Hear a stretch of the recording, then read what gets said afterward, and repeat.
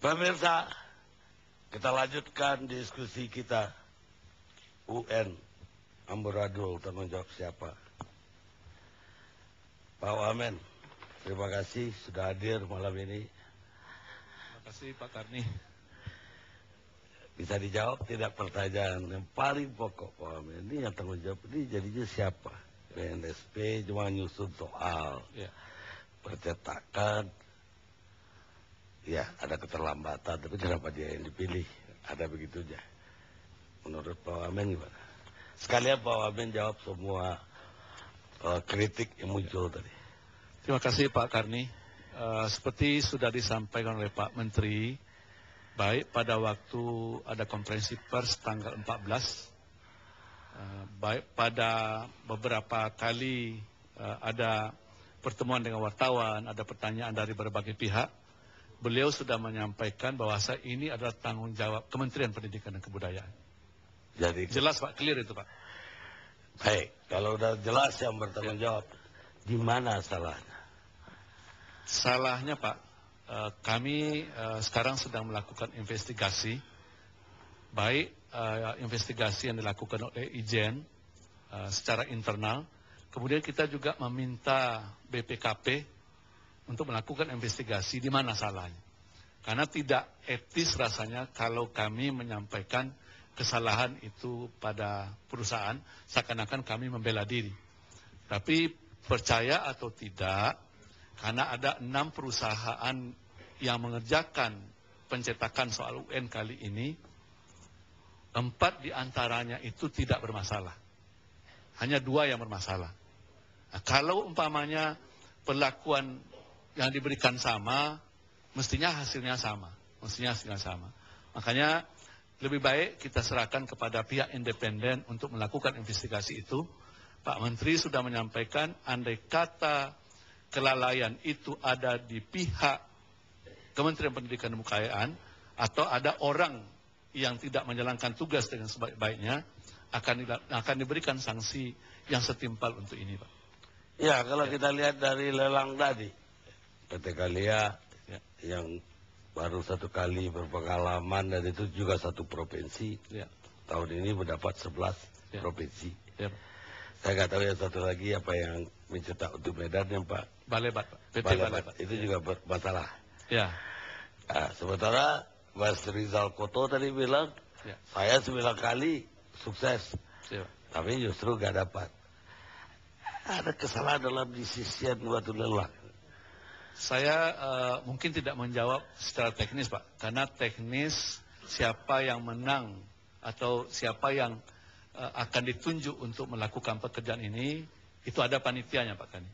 Ada panitianya, kita mengumumkan tender dilakukan secara e-procurement, semua orang bisa ikut tender, kemudian proses pelelangan itu sendiri dilakukan oleh panitia. Nah, saya kira investigasi yang akan dilakukan oleh pihak independen dan pihak Ijen itu termasuk ke situ. Andai kata memang ada kesalahan, itu akan diberikan sanksi.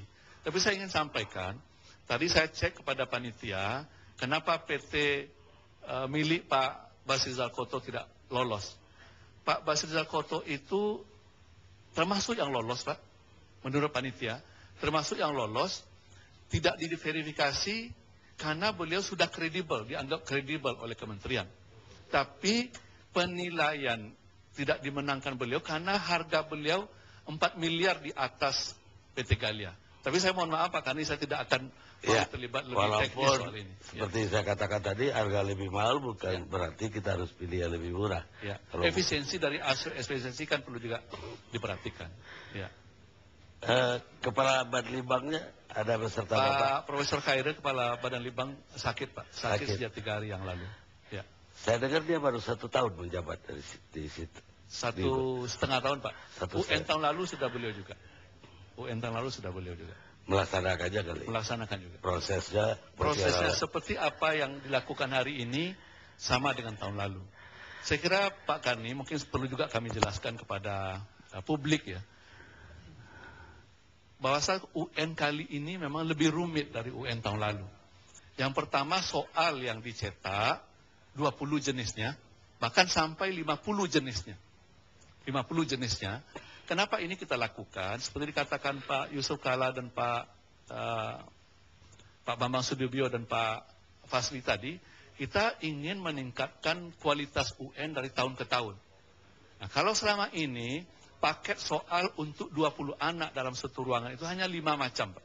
5 macam, disinyalir masih ada kemungkinan anak untuk bekerja sama. Tapi kita mengatakan itu tidak, tapi orang mengatakan akan ada kemungkinan bekerja sama. Makanya tahun ini kita buat paket soal itu 20 jenis, berbeda antara satu anak dengan anak lain di dalam kelas itu. Yang saya dengar bukan anak siswa bekerja sama, Ya. tapi guru-guru yang memporsir supaya anaknya lulus. Ya. Jadi bukan bekerja sama, justru dapat distribusi dari guru. Ya, kalau itu Pak Kani, kita sudah bekerja sama dengan 3 instansi, Pak. Yang satu, koordinator UN di daerah itu adalah perguruan tinggi. Semua perguruan tinggi yang ada di semua provinsi kita tunjuk menjadi koordinatornya. Kemudian ada kepolisian juga yang menjaga supaya jangan terjadi kasus-kasus yang selama ini disinyalir ada kebocoran. Kemudian ada dinas pendidikan yang ada di semua provinsi tersebut. Ya, tapi dinas juga mungkin merasa bahwa ini kondisi dia adalah, apalagi ada pesanan bupati, gubernur. Gitu. Bukan itu persoalan saya, Pak. Sudah tahu bahwa ini ada 20 varian, kalau nggak salah.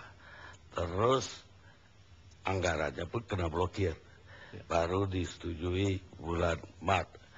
Dan tanda tangan kontrak pertengahan Maret. Ujian April. Sebetulnya kan dari situ juga udah ketahuan, Pak. Nggak mungkin selesai. Kenapa Banlitbang nggak menunda ujian ketika itu? Tidak ketika hari hanya murid tidak dapat kiriman. Pak, karena saya ingin menjelaskan juga, kita memang sudah mengantisipasi ketika tahun lalu dengan jenis soal 5 macam, itu pemenangnya hanya 4, Pak. Karena soal tahun ini 20 jenisnya, kita buat kelompoknya menjadi 6. Itu antisipasi yang kita lakukan. Persoalan anggaran terlambat, cair dan segala macam, saya tidak punya kompetensi itu. Di samping saya ada Pak Sekjen, Pak, yang memahami bagaimana soal anggaran di Bintang dan kapan harusnya anggaran itu dicairkan. Mungkin lebih punya kompetensi, beliau menjelaskan. Baik, nanti saya akan tanya beliau, Pak. Tapi ada kesan ya, Pak, bahwa kementerian sekarang sangat lemah manajerial jadinya dengan kejadian ini. Artinya, dan memang dari orang dalam juga, saya mendengar bahwa sekarang eselon 1 dan 2 itu banyak diambil profesor seperti yang hadir malam ini. Dan pribuminya Mendiknas sendiri katanya hanya eselon 3 kebanyakan. Ada juga 1 orang dirjen. Ini benar nih situasinya terjadi seperti itu. Kenyataan memang begitu, Pak. Tapi bukan berarti mengambil orang luar yang tidak punya kompetensi. Karena rata-rata guru besar yang diambil dari luar itu adalah guru besar yang sudah berpengalaman juga.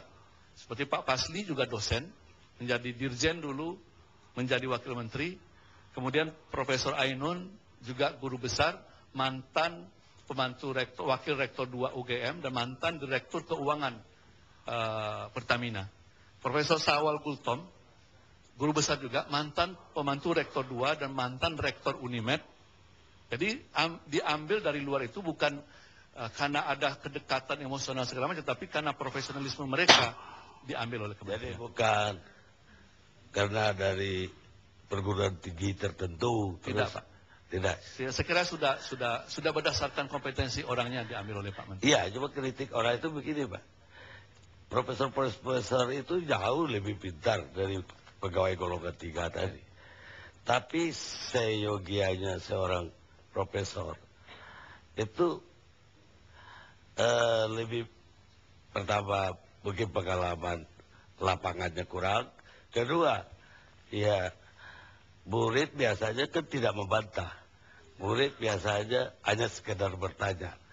Sementara kalau kita jadi pimpinan, murid boleh mengkritik kita. Pengalaman ini katanya kurang di profesor. Nah, kalau berdasarkan data yang saya miliki tadi, Pak, beliau-beliau ini adalah profesor-profesor yang berpengalaman di struktural, bukan hanya profesor akademisi saja, tapi yang sudah memegang jabatan mulai dari level bawah sampai ke level yang sekarang menjadi eselon 1. Terus apa motifnya sampai departemen mensentralisasi pengadaan kertas ulangan UN, pengadaan buku juga bisa dengar, sentralisasi sekarang, pembangunan gedung juga mau disentralisasi. Saya kira tujuannya pasti baik, Pak. Tidak ada tujuan untuk macam-macam, makanya Pak Menteri mempersilahkan kepada pihak independen untuk melihat ini, apa yang terjadi. Tapi saya ingin menyampaikan, Pak, bahwasannya kita untuk melakukan UN ini, ingin melakukan standarisasi pendidikan seperti apa penilaian. Karena apa? Karena kalau hasil pendidikan tidak dilakukan oleh pihak independen, nilainya seperti dikatakan oleh Pak JK tadi akan tidak bisa kita jadikan perbandingan antara satu satuan pendidikan dengan satuan pendidikan yang lain. Ya, Pak JK juga agak keberatan, atau Pak tadi Bapak Sudibyo juga agak keberatan bahwa UN tetap dilaksanakan, tapi percetakannya lebih diberatakan, tidak di sentral di Jakarta. Dulu sudah pernah dilakukan, Pak, karena nilai kontrak kita itu di atas 200 juta, itu lelangnya mesti terbuka, Pak. Kalaupun dilakukan di daerah, itu pemenangnya belum tentu orang daerah. Saya ketika menjadi rektor, menjadi koordinator UN juga, Pak, jadi koordinator UN juga, pemenangnya di luar Sumatera Barat. Tidak mesti ketika dilakukan oleh daerah, pemenangnya menjadi orang daerah, tidak bisa seperti itu. Karena harus tendernya secara terbuka. Baik. Ya. Terakhir, Pak. Ya. Apa betul ada staf ahli yang kekuasaannya lebih dari menteri? Kita rehat sejenak.